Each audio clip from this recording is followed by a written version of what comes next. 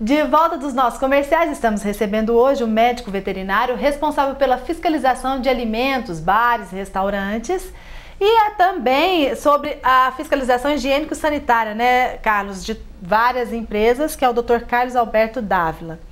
Carlos, agora me fala uma coisa, o Brasil, como que ele está posicionado nessa questão da fiscalização higiênico-sanitária? Porque a gente viaja e a gente vê no exterior que lá não existe também tanta educação assim, né? Porque tem gente lá que você vai comer em certos lugares famosos que enrola o alimento no jornal, né?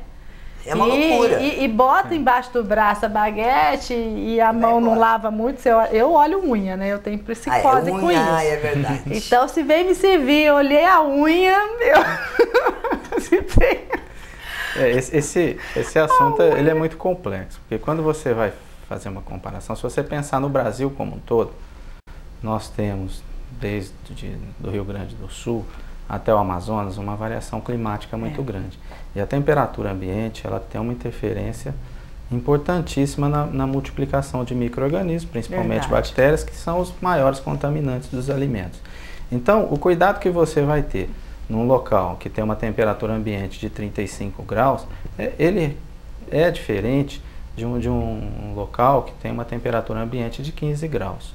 Tá? A multiplicação dessas bactérias ela é muito diferente. Então você vai para a Europa, muitas vezes você vê países europeus, principalmente de clima frio, né, mais frios, que eles não têm muito cuidado. Aí você fala, pô, mas aqui a bactéria não desenvolve? Não, porque a multiplicação dessas bactérias, desses contaminantes, eles têm uma relação direta com a temperatura ambiente.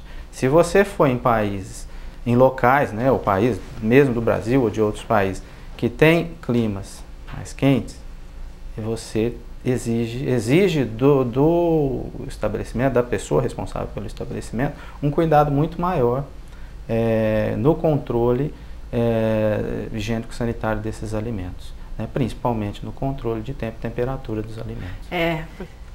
Recebemos um e-mail aqui que está perguntando para a gente, quem é o responsável para fazer essa fiscalização nos estabelecimentos, se eles estão cumprindo essa bendita resolução da Anvisa.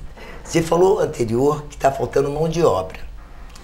Então, quer dizer, essa lacuna também de mão de obra, de falta de funcionário, a pessoa vai lá e só passa a caneta, não tem tempo de orientar o estabelecimento? Não, a gente faz uma fiscalização, né, inicialmente orientativa.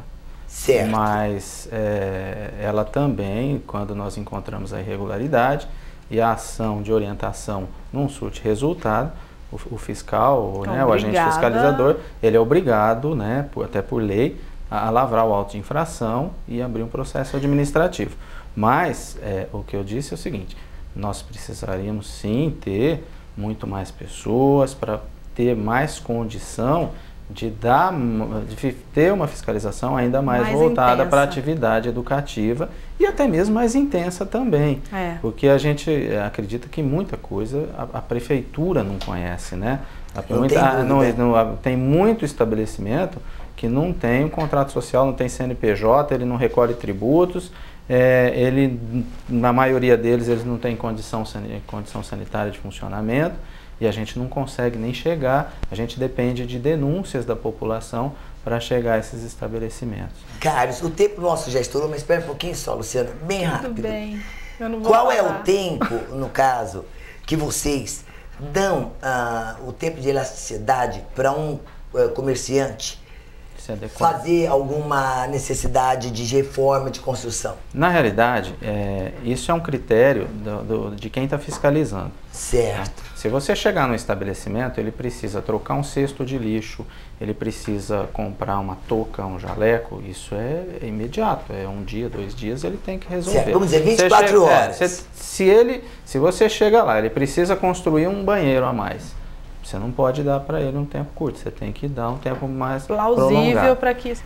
Muito bom. O importante, né, é saber que isso está progredindo e está bem diferente do que era no passado, né, Carlos? A gente tem conseguido, né, fazer fiscalização, esse trabalho de fiscalização, e realmente tem melhorado. A gente sabe que tem muito problema ainda. Uma outra situação, uma outra coisa que a gente tem que esclarecer é que quem trabalha nesse setor tem que pensar de forma estratégica, entendeu? Nós estamos tendo aí eventos como Carnaveirão, como o Rodeio, que você vai ter lá 20, 30 mil pessoas. Como é que é o alimento dessas pessoas? Às vezes você vai gastar o tempo para fiscalizar um ambulante fora de um evento desse, e ele vai vender alimento para 15, 20 pessoas, você vai deixar 25, 30 mil pessoas sem fiscalizar. Então você tem que pensar estrategicamente. Então nós concentramos também os nossos trabalhos em cima de grandes eventos, em cima de supermercados, né? O setor de supermercadista, que é o grande vendedor de alimentos, tanto em variedade quanto em quantidade, nas indústrias de alimentos, nas cozinhas industriais, nos restaurantes, né? E também nos hospitais, não é? Hospitais também, nos hospitais também tem o setor de nutrição e dietética, né? Que é um local importante. Você já pensou, você vai para um hospital fazer uma cirurgia cardíaca e morre de salmonelose, né? Ninguém merece! A minha alma voltada puxava o pé do gestor do hospital. Obrigada, Carlos. Foi Querida, ótima essa entrevista. Obrigado, meu. Foi excelente. Beijos aí e limpinhos, crianças. Tchau, lava a unha, corta a unha. Programa TPM. Oferecimento Fisioforma, estética de resultados. Clicou, vendeu. O seu classificado digital.